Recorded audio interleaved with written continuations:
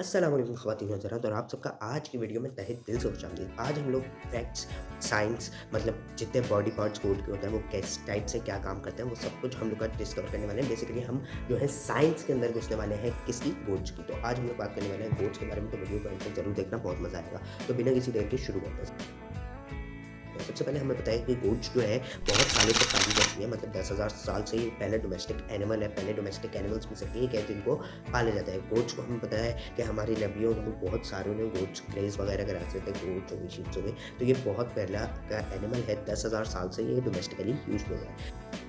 दूसरी चीज़ गोट के बारे में जो हमें शायद ना पता हो वो है इनके पीपल्स के बारे में। जैसे कि आपने देखा होगा इंसानों के पीपल्स गोल होता है, मुझे ऐसे दिखाने की ज़रूरत भी नहीं है, आप सब अपने अपने भी देख सकते हैं और वैसे भी रियल लाइफ में नोटिस हो जाता है। लेकिन बकरों में हमने पीपल देखे होंगे वो रेक्टेंगुलर होता है। इसकी वजह क्या है? इसकी वजह ये है कि प्रेडेटर से इसे ये बचा सकता है। अब कैसे बचा सकता है? ये गोट्स जो है ये 280 डिग्री तक दिख सकती है, मतलब यहाँ से लेके यहाँ तक पूरा ऐसे, बस पीछे का थोड़ा सा पार्ट रह जाता है बिकॉज वो ऑब्वियसली नहीं दिख पाता उनको। तो अल्लाह ताला ने ये कुदरत इनकी अपनी कुदरत से इनकी आँखों को ऐसे बनाया ताकि ये जो है अपनी साइडों का सराउंडिंग को देख सकें और प्रेडेटर्स से बच सकें। अब इनके बारे में एक चीज़ बहुत अच्छी है कि ये जो है हर्ड्स में रहना पसंद करती है। हर्ड्स मतलब इनका ग्रुप, जिसको हम हर्ड्स बोलते हैं। अब हर्ड्स में रहती है ना, तो इनके अंदर इतनी सोशल जो है वो होती है, इनकी सोशल नेचर होती है कि ये एक दूसरे के साथ ऐसे बॉन्ड बना लेती है जैसे अगर एक बकरा भी उनके ग्रुप से इधर उधर हो तो पूरी टेंशन में आ जाती है। एक यानी बहुत ज़्यादा कह लो लॉयल टाइप की होती है गोट्स। अब गोट्स की वोकलाइज यानी गोट्स की आवाज़ के बारे में बात करते हैं, गोट के वोकल्स के बारे में बात करते हैं, तो बकरों की आवाज़ें बहुत ज़्यादा डिफरेंट होती हैं। यानी हर बकरे की कुछ कुछ डिफरेंट होती है, यानी कि ये डिफरेंटली एक्सेंट से बात कर सकती है। मतलब अगर 2-3 किस्म की आप बकरों को रखोगे ना, इनका एक्सेंट अगर नॉर्मली ये मैं कर रही है, इनका आवाज़ कुछ चेंज हो जाएगी और बहुत ज़्यादा डिफरेंटली एक्सेंट से ये लोग आपस में बात करते हैं। और एक चीज़ जो गोट्स के अंदर एक और बहुत ज़्यादा इंटरेस्टिंग है, वो है इनके हूफ्स के बारे में। इनके हूफ्स आपने देखा होगा यूँ होते हैं, जैसे घोड़े वगैरह के होते हैं, बहुत सारों के होते हैं, वो एक सिंगल हूफ होता है। लेकिन बकरों के हूफ जैसे 2 में होता है, 2 में। तो ये हेल्प करता है इनकी क्लाइंबिंग में। आप लोगों ने देखा होगा इनके लिए यानी ग्रेविटी नाम की तो कोई चीज़ है ही नहीं ना। आपने देखा होगा पहाड़ों पे बकरे चढ़ रहे होते हैं।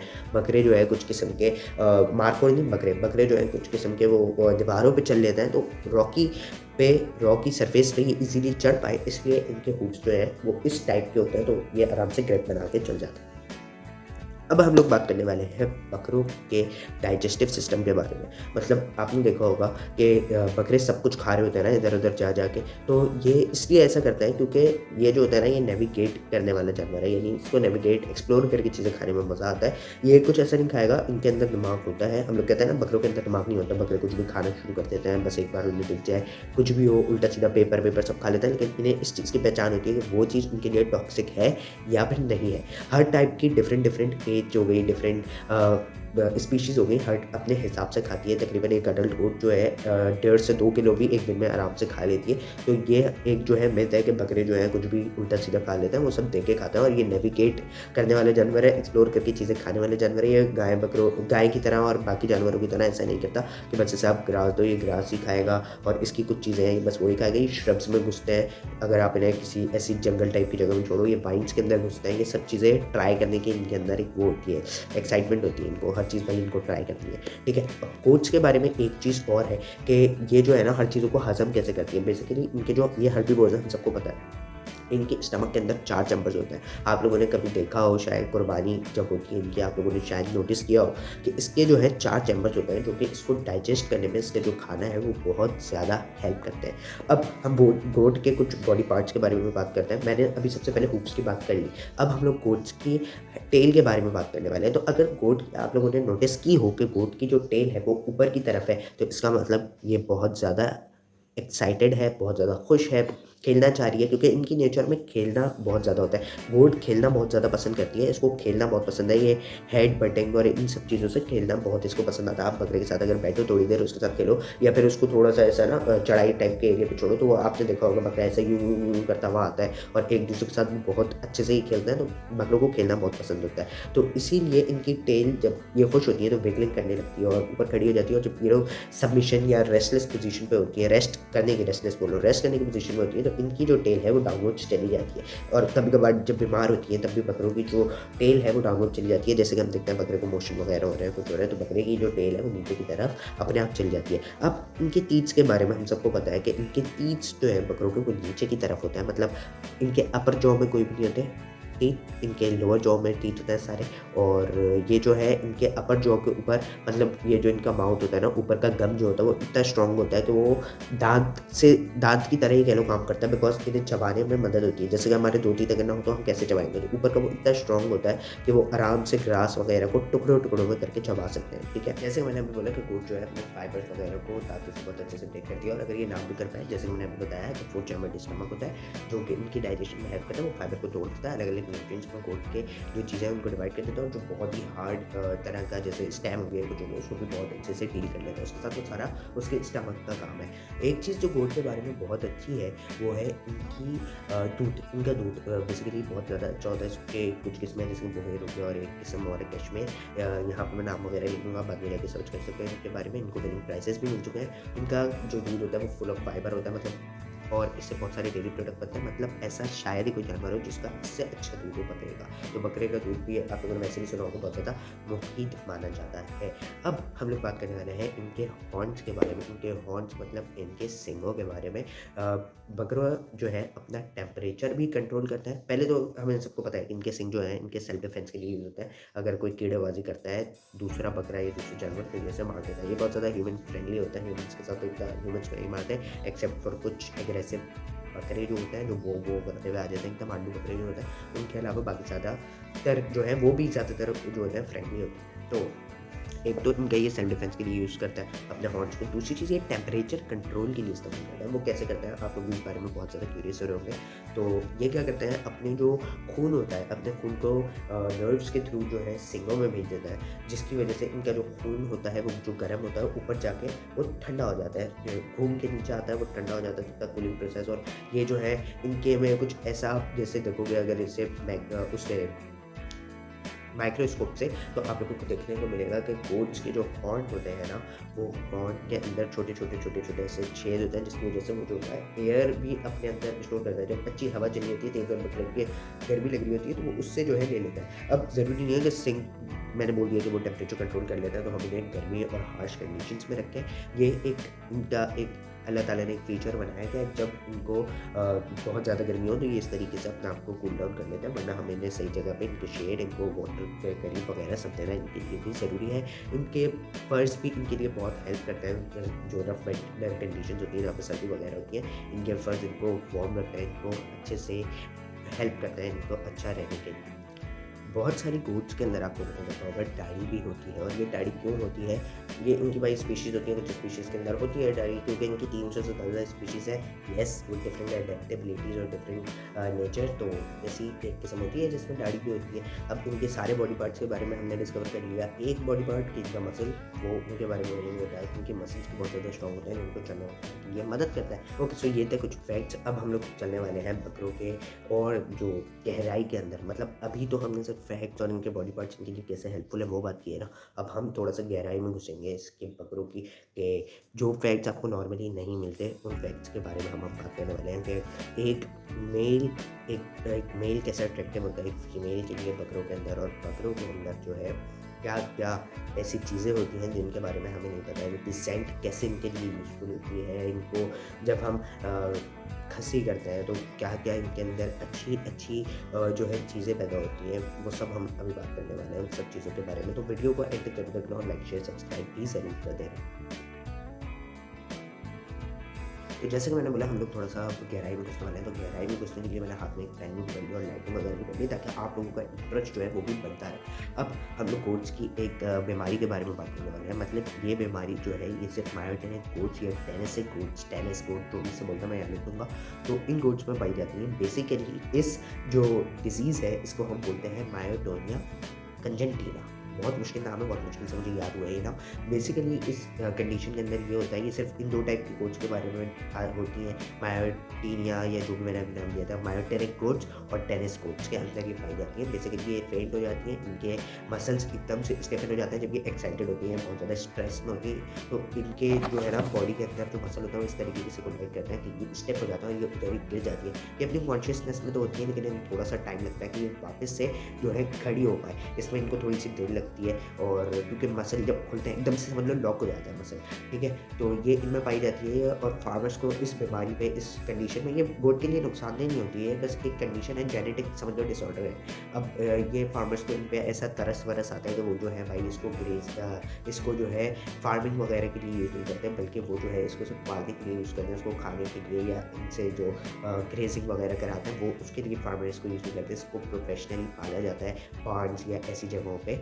बहुत ही प्यार से इन गोट्स को रखा जाता है, ये बहुत ही खेलने-कूदने वाली गोट्स होती हैं और गोट्स को जैसे मैंने बताया क्लाइंब करना बहुत पसंद है, तो गोट्स कहीं भी क्लाइंब कर जाती हैं। जैसे कि उनको आपकी कमर मिल गई या आपकी जो है कोई दूसरा एनिमल मिल गया, उनके ऊपर ये गोट्स इज़िली चढ़ जाती हैं। एक किस्म होती है गोट की भैया जो शायद आपको ना पता हो, वो होती है ड्वार्फ गोट्स। ड्वार्फ गोट्स जो है हमारे यहाँ कराची में आई थिंक अली फरहाजा ने एक बार मंगाई थी, जिसकी जो है वीडियो ये मैं लगा दूँगा, मैंने जो वीडियो उसकी देखी थी, आप लोग जाके देख सकते हो ड्वार्फ गोट्स की, तो ये बहुत ही छोटी होती है और उनके बारे में पूरा इन्होंने एक्सप्लेन किया है इस वीडियो में। क्या होता है कि इनकी हाइट बहुत ही छोटी होती है, समझ लो ये 2 दाँत फुल अडल्ट साइज़ की गोट्स होती हैं और ये इससे बड़ी नहीं होती, मतलब समझ लो बिल्ली से थोड़ी-सी बड़ी होंगी और ये गोट्स मुझे बहुत पर्सनली क्यूट लगती हैं, अच्छी लगती हैं। बस इनमें कलर कलेक्शन थोड़ी अच्छी नहीं आती बिकॉज़ पाकिस्तानी जो देसी नस्ल होती है ना, उसमें बहुत अच्छे कलर्स होते हैं। बाहर के में ऐसे ब्राउन, ब्लैक ऐसे कलर्स होते हैं गोट्स के, इतने ज़्यादा प्यारे नहीं होते, ये प्योर व्हाइट हो जाता है। हमारे यहाँ होते हैं ये गुलाबी हो गई, नाची बदल बहुत टाइप की हमारे यहाँ होती है। किसमें किसमें है आपको पता है? जो चीज़ें आपको पता है वो चीज़ें मैं नहीं बताऊँगा, मैं नई इन्फॉर्मेशन आप लोगों को दूँगा। तो अब नेक्स्ट चीज़ की तरफ मुड़ के हम बढ़ने वाले हैं। तो अब हम लोग बात करने वाले हैं उस टॉपिक के ऊपर कि how females are attracted by mails.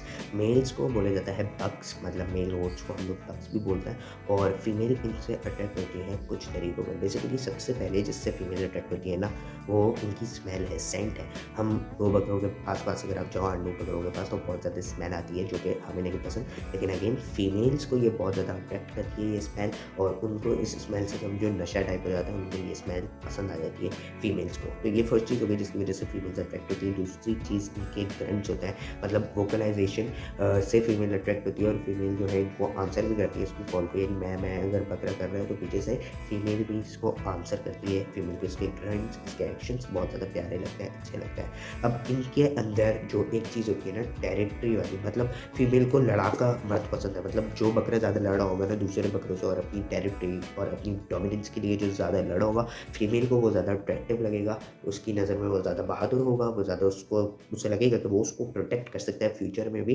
तो फीमेल को मेल ऐसे भी अट्रैक्ट करता है। अब सिर्फ फीमेल को मेल अट्रैक्ट नहीं करते, मेल्स को भी फीमेल अट्रैक्ट करते हैं। जब फीमेल्स जो है मैंने बताया अपनी टेल वेगल करते हैं, जब एक्साइटेड होते हैं, तो जब फीमेल अपनी टेल वेगल करती है तो मेल भी इसकी तरफ अट्रैक्ट होता है। तो ये इनकी अट्रैक्शंस के बारे में कुछ बातें हैं।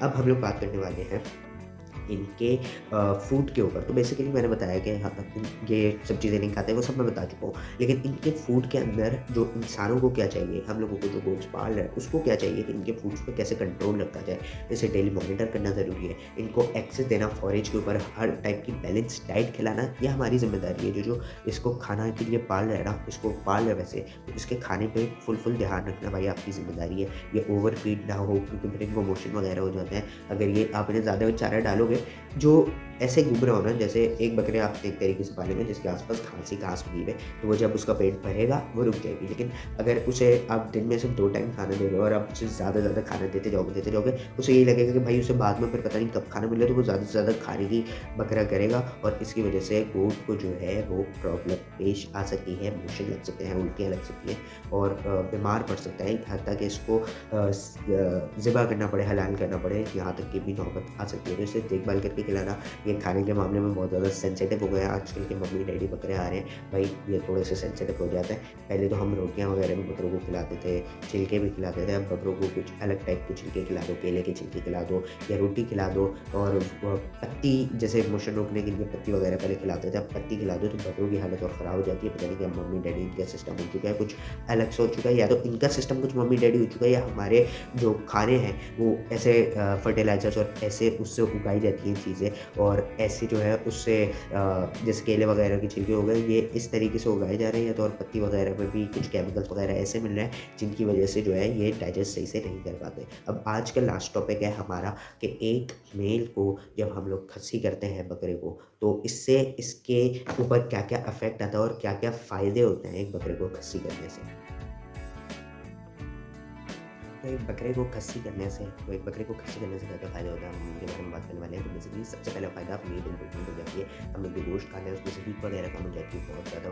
गोश्त में भी जो इम्प्योरिटीज़ होती हैं वो कम हो जाता है, एक फैक्टर ये होता है। दूसरी चीज़ ये होती है कि कम से कम ब्रीडिंग होती है इनकी, और जब नस्ल वगैरह भी इस तरीके से कंट्रोल हो जाती है थोड़ी-सी, और जो है इनके खाने में बहुत इफ़ेक्ट पड़ता है इनकी ग्रेज़िंग हैबिट्स पे। मतलब ये कम खा रहे होते हैं पहले, इतनी अच्छी डाइट नहीं लेते हैं, ये अच्छी डाइट लेना शुरू कर देते हैं। इनकी जो ऑडोर है, जो बदबू है इनकी, वो उस पे बहुत ज़्यादा फ़र्क पड़ता है, वो पूरी तरीके से कह लो ख़त्म हो जाती है इनकी जो बदबू होती है वो।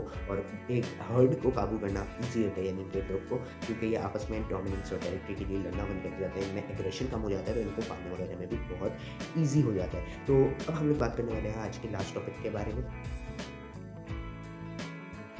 पहले मैंने बोला कि लास्ट टॉपिक ये वाला होने वाला है, लेकिन अभी मुझे जानना है कि एक टॉपिक और है कि बकरे किन-किन चीज़ों से भाई डरते हैं। हम लोगों ने देखा होगा कि बकरे बहुत ज़्यादा फुद्दू होते हैं, मतलब आप आस-पास से भागो, बकरे डर जाते हैं। तो सबसे पहली चीज़ इसी से निकलती है कि बकरे जो है वो रनिंग से फास्ट स्पीड और पिक में जो जा रहा है उससे बकरे बहुत डरते हैं, क्योंकि उन्हें हर वक्त खतरा लगा रहता है कि भाई इतने आगे कोई प्रेडेटर्स मार ना दें। दूसरी चीज़ ये, प्रेडेटर्स से भी मैंने बोला आगे मारना दें, तो प्रेडेटर्स से भी इनको बहुत ज़्यादा डर लगता है। इनके आसपास कोई शेर गुजरे, भले वो पला हो, ये देख के डर जाते हैं। ठीक है, एक चीज़, दो चीज़ें ये होगी बकरे जिनसे डरते हैं। तीसरी चीज़ आपने देखा होगा बकरे पे आपकी कोई हल्की सी कोई कॉपी गिर जाए, या कॉपी तो खैर आप बकरों के पास लेके नहीं जाओगे, मुझे ये पता है कैसे हो, तो कुछ भी गिर जाए आप लोगों का हाथ से, कोई चारे का थैला गिर जाए, कुछ भी गिर जाए, बकरे ऐसे होना शुरू कर देते हैं। तो ये इससे भी बहुत डरता है, फायर से डरता है, ये थंडर से डरता है, जोर से दरवाज़ा बंद हो जाए उससे ये एकदम पागल हो जाता है। तो ये होते बहुत डरपोक हैं। दूसरी चीज़, एक और चीज़ जिससे ये डरते हैं वो है ओवर क्राउडेड जहाँ जगहें होती है, वहाँ बकरे को लेके जाओगे तो ये बहुत मम्मी डैडी होते हैं भाई, इनको अनकंफर्टेबल वहाँ पे फील होता है।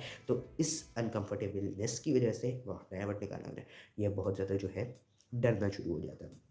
तो उनको खुला-खुला माहौल, जब इनको सामने एकदम खुला-खुला एरिया दिख रहा हो तब ये बहुत ज़्यादा हैप्पी रहते हैं। कुछ चीज़ें और हैं जिनसे जो है कोच बहुत ज़्यादा डरते हैं। एक चीज़ ये है कि ये अनफ़ेमिलियर चीज़ों को देख के बहुत ज़्यादा डर जाते हैं। कोई चीज़ मैंने पहले कभी नहीं देखी हो, क्योंकि ये बहुत ज़्यादा क्यूरियस और कॉशियस एनिमल है। ये कोई भी चीज़, जैसे बकरे ने कभी आज तक जब से वो पैदा हुए उसने बुक नहीं देखी। अब वो जब बुक देखेगा ना, वो डर जाएगा बकरा। एक और चीज़, ये जो एग्रेशन से बहुत ज़्यादा डरता है। आप बकरे के सामने खड़े होकर चीखना शुरू कर दो, उसे लगेगा आप इस चीखोगे एकदम से थोड़ा सा डर जाएगा आपसे, फिर आप पास जाओगे तो थोड़ा सा आपसे भागेगा।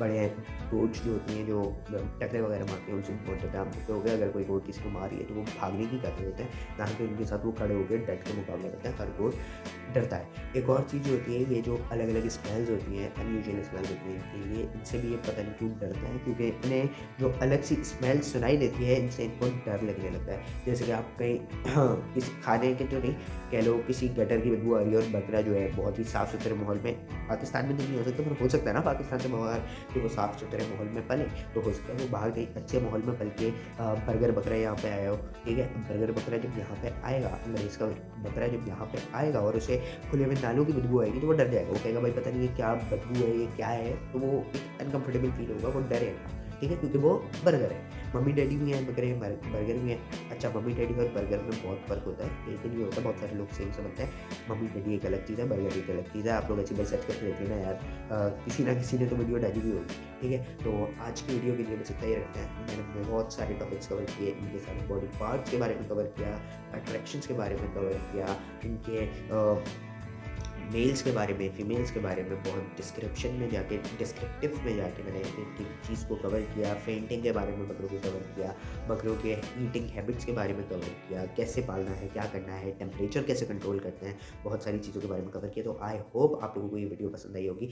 मैंने बेसिकली बोल रहा हूँ, मैंने वैसे आज तक ऐसी कोई भी वीडियो यूट्यूब पे नहीं देखी बकरों के बारे में जो इतनी ज़्यादा डिस्क्रिप्टिव हो। मैंने सोचा मैं भी एक साइंसिस पे बना देता हूँ बकरों की, तो उम्मीद है आप लोगों को पसंद आई होगी। लाइक कर देना, शेयर कर देना, सब्सक्राइब कर देना यार, और सपोर्ट कर देना, और मुझे बताना कि आप लोगों को अगर चाहिए तो नेक्स्ट इस लेवल पे इस टाइप की डिटेल्ड वीडियो चाहिए। लाइक शेयर सब्सक्राइब कर देना। अल्लाह हाफ़िज़। बहुत मेहनत लगी इस पर, तकरीबन रिसर्च भी लगती है भाई, पर रिसर्च के बाद जो है आपका वो भी लगता है, सारा ऐसे बैठ के बनाने में भी टाइम लगता है। फिर कोई एक आध चीज़ पर तो गलत बोली तो काट के वापस से बनाना पड़ता है। वैसे इस वीडियो में इतने टेक्स नहीं हुए, आप लोग देख सकते हो, लेकिन 3-4 टेक हुए, हर 6 मिनट के बाद एक टेक हुआ, फिर इसमें से कटेगा भी बहुत सारे मिनट होंगे, वो भी कटेंगे। तो अल्लाह हाफ़िज़।